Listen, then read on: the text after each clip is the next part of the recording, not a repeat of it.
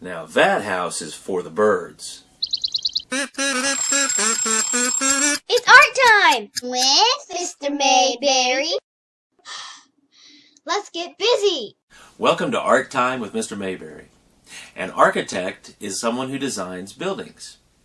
Today we're going to be architects as we design a birdhouse. Now when you draw your birdhouse, don't draw just a normal, everyday, average birdhouse. I want you to come up with something unique, something unusual, something funny, something different. Let me give you a few examples that I came up with.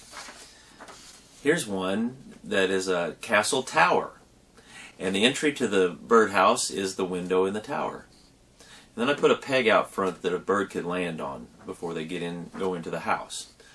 So that's one idea. You might think of a theme.